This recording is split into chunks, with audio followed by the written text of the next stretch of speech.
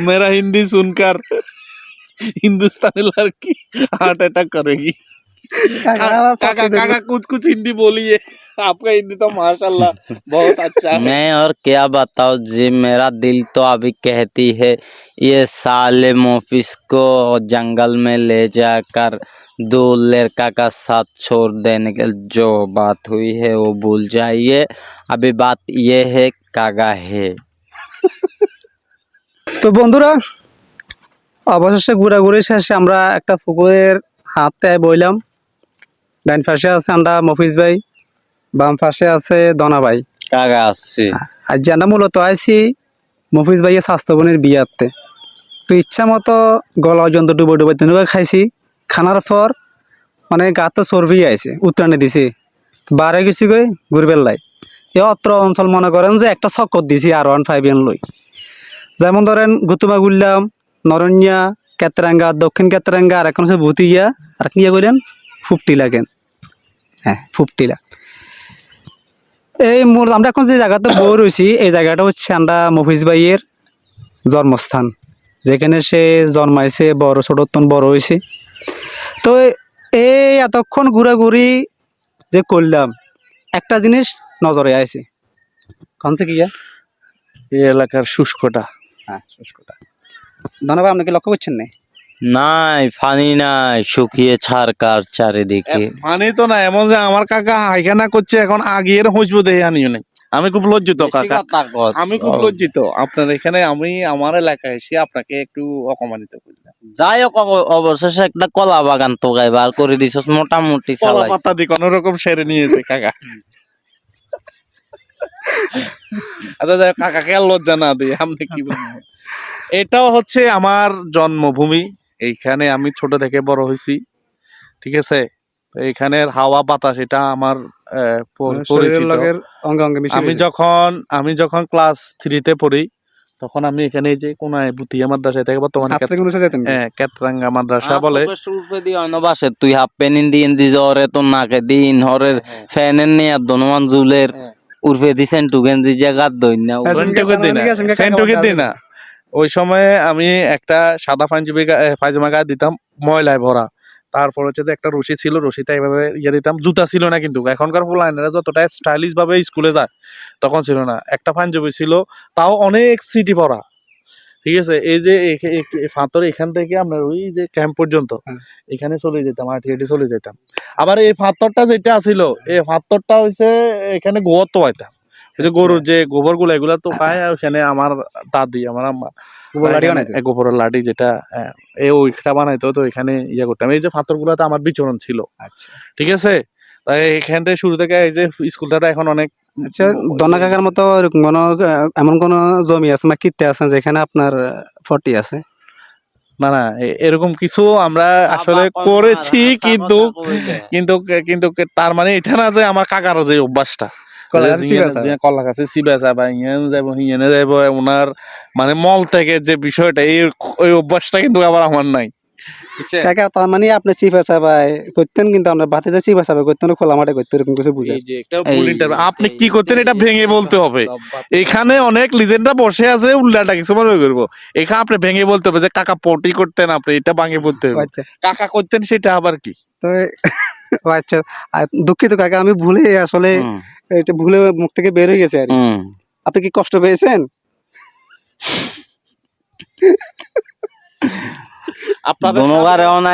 আপনাদের সামনে আমাদের কাকা একটা গান, লাফা লাফা গান একটা পরিবেশন করবে। কাকা পরিবেশন করে। লাপা লাপা লাপা লারে লাপা রে রে, তারপরে কি জানেন কাকা তো কইতো না কি রকম। আচ্ছা যাক, আমরা মূল টপিক তো একটু বাইরের দিকে চলে গেছিলাম। আসলে খানা দানা শেষ করি আমরা বিভিন্ন মানে সি ভাষা বা গ্রামের বেশি ভাষা বা অনেক জায়গায় ঘুরছি। হ্যাঁ, বাকি রাখিনো অনেক ভালো লাগছে, অনেক সুন্দর লাগছে। কিন্তু ঘুরছি প্রকৃতি, কাকা ঘুরছে বিধু বানা। বেশি কথা কস রে বাবু। ওইদিকে মেইন কথা কাকার প্র্যাকটিস নিয়ে এভাবে দৌড়াদৌড়ি করাটা কিন্তু উচিত না না। আমরা তো ইন্টারন্যাশনাল চিন্তা করছি। ঠিক আছে। আমরা কি চিন্তা করছি, আমার কাকা বাংলাদেশের গন্ডি পেরিয়ে ইন্ডিয়ার বর্ডারের কাছে নিয়ে গিয়ে একটা সুন্দর মানে ইন্ডিয়ান লার্কি যেটা কাকার পছন্দ, চিকনি चिकनी चामेली बिहारी लड़की शादी करा देंगे, ठीक है। ওকে ওকে ঠিক लेकिन আছে। वो हो नहीं सकता, हो नहीं। मेरा हिंदी सुनकर हिंदुस्तानी लड़की हार्ट अटैक करेगी। কাকা আবার काका পক্ষে काका कुछ कुछ हिंदी बोलिए, आपका हिंदी तो माशाल्लाह बहुत अच्छा है। मैं और क्या बताऊं जी, मेरा दिल तो अभी कहती है ये साले मोफिस को जंगल में ले जाकर दो लड़का का साथ छोड़ देने के जो बात हुई है वो भूल जाइए। अभी बात ये है कागा है। ভাই আমি আমার কথা বলার সুযোগটা দে। আমনে রিপোর্টার হইতে পারতেন না, আমনে কিয়া খানকে জেলার মতো আসতেছ না, আপনি রিপোর্ট আমি তো মাসিতে বসছি হাসার জন্য। আসলে যাই হোক, এই দিক দিয়ে আমরা সার্থক, আমরা as a content creator, as a হ্যাঁ। কমেডিয়ান কন্টেন্ট ক্রিয়েটর হ্যাঁ, আপনাকে ঠিক আছে। হাসাইতে পারছি, এটা কিন্তু আমরা এখানে শুধু আমি হাসতেছি, ক্যামেরার পিছনে কিন্তু অনেক অডিয়েন্স আছে, ওদের একটার মুখে হাসি দেখা যাইতেছে না।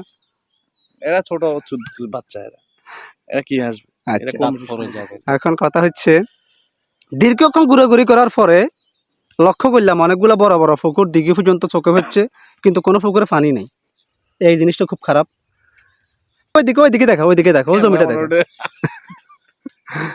ওইদিকে আপনারা দেখতে পাচ্ছেন কিছু কিছু জমিতে ফসল করা হয়েছে, মানে কৃষকেরা ফসল বুনছে, কিন্তু এই ফসলগুলো কিন্তু প্রায় মরে যাবার পথে। এগুলা থেকে ফলন আশা করা যাবে না, প্রায় মরে যাচ্ছে, ঠিক আছে না।